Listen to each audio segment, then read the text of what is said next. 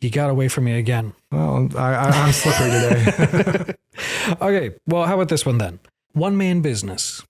He's doing his own SEO, but you know what? He's been setting aside steadily more money into his marketing.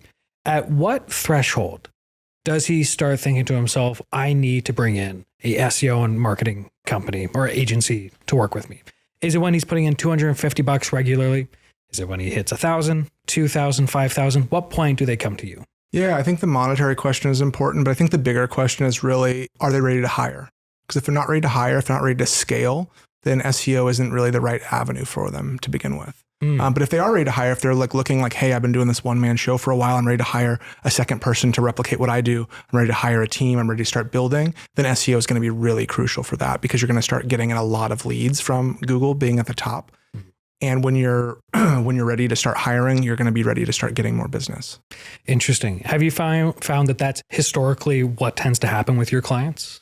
It depends. You know, some clients are at that position and they're ready to scale and they're coming to us and we make sure that they are in that position and ready to start hiring more people before they come in. But sometimes people come in and they already have the established team and maybe their traditional marketing methods used to be working for them, but now they're starting to lose business and they're trying to figure out, how do I maintain paying my staff? How do I maintain my staff? How do I not get back to where I was at and then continue to grow? And so that's might be where they pull us in as well. Or if they're doing well and they're just like, they know they want to do better. They've capped out what their current marketing can do for them, or they're kind of reaching that threshold and they're looking to expand because, SEO is one of many buckets that you would want to invest in if you're trying to grow your online presence and trying to grow qualified leads. In my opinion, it's the best way to grow qualified leads because the difference is between this and everything else that you're doing is that if someone is going to Google to type in what they're looking for, they've already sold themselves on your product or service. And now you're at the top. And so you capture that business that's already pre-sold to you.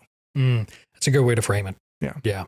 So let's continue down that line of thought. So with the clients that have come to you, has there ever been a particular, it's not a grievance, but like a growing pain that's very common with them? Is it just the hiring aspect where like, we got to expand our team a little bit faster than we expected? Or is there something else that maybe I'm not thinking of?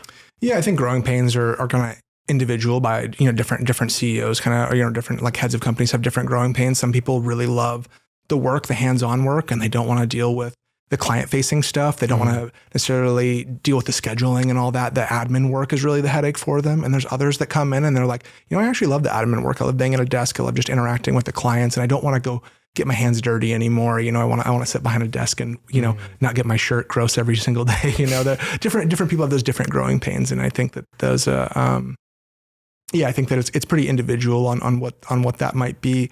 But I think that we're really there to take over a position of bringing in lead generation so they can focus on the other parts that make their business better.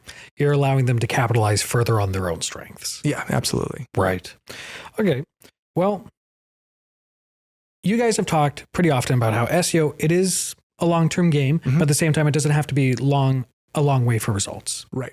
Realistically, with your clients, given that's your most immediate pool to refer from, how long until your clients start to see those results? It depends on their competition. And again, it really depends. To see a massive increase in your rankings, we actually guarantee.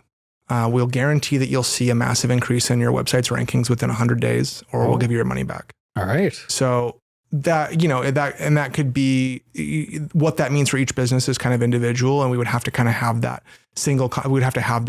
personal conversation with each business to kind of get an evaluation of where they're at. If they're starting from zero, they're starting from, if they're in position 10 and they want to be to number 1, it's like, there's all kinds of different factors. So it really depends on where your baseline's at, depending on like what that massive increase will look like and what that will translate to for dollars for you. But what I can say is that if you're in a position like, for instance, if you're in a bigger city and you're providing a service and you're currently ranked number 50, no one is scrolling past 49 other businesses to find you.